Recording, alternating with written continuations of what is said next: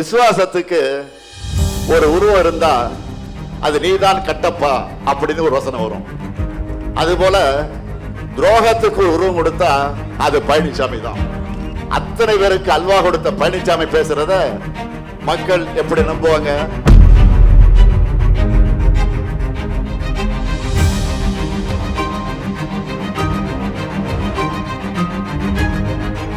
பாஜகவோட இன்றைக்கு கூட்டணி வச்சு துரோகம் செஞ்சிருக்கிறார். இப்ப நான் சொன்ன துரோகத்தை உங்க என்ன முடிஞ்சுச்சா? ஆனா பழனிசாமியுடைய தோல்விகளை நீங்க எண்ணிடலாம். ஏற்கனவே 10, அடுத்த 11 இல்லையா? பாகுபலி படத்துல சத்யராஜை பார்த்து சொல்ற மாதிரி ஒரு டைலாக் வரும். விசுவாசத்துக்கு ஒரு உருவம் இருந்தா அது நீதான் கட்டப்பா அப்படின்னு ஒரு வசனம் வரும். அதுபோல துரோகத்துக்கு ஒரு உருவம் கொடுத்தா அது பழனிசாமி தான்.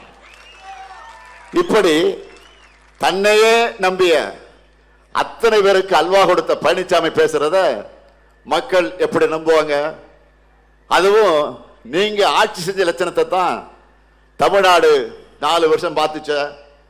அதுக்கெல்லாம் முடிவு கட்டி 2021 ஆட்சிக்கு வருவதற்கு முன்பு சொன்ன வாக்குறுதிகள் எல்லாம் படிப்படியா நிறைவேற்றி மக்கள் நம்பிக்கை பெற்ற அரசு நம்முடைய திராவிட மாடல் அரசு.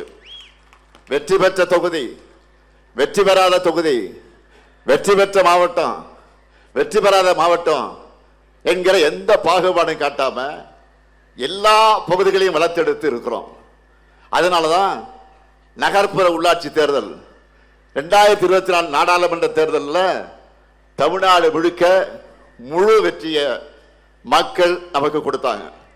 இப்போ 2030 ஆண்டுக்குள்ள தமிழ்நாட்டை எப்படியெல்லாம் வளர்க்க போகிறோம், வளர்த்தெடுக்க போகிறோம்னு தொலைநோக்கு கொண்ட செயல் திட்ட அறிக்கையா திமுகவுடைய தேர்தல் அறிக்கையை வெளியிட்டிருக்க. திமுகவுடைய தேர்தல் அறிக்கையை வெளியிட்டிருக்கிறான். அதாவது நம்ம சூப்பர் ஸ்டாரை களத்தில் இறக்கி நான் பிரச்சாரத்தில் இறங்கி இருக்கிறேன். ஒரு பாட்டு வரும், சூப்பர் ஸ்டார் யாருன்னு கேட்டா சின்ன குழந்தைங்க சொல்ற பாட்டு ஞாபகம் இருக்கு அவங்களுக்கு? அந்த மாதிரி இது சூப்பர் ஸ்டார். இப்போ எல்லாரும் இதை தான் பேசுறாங்க. என்ன பேசுறாங்க? மகளிருக்கு மாதம் 1000 ரூபாய் உரிமை தொகை சொன்னோம். இன்னைக்கு இந்தியாவுக்கு மாடலா நம்ம கலைஞர் மகளிர் உரிமை திட்டம் மாறிடுச்சு.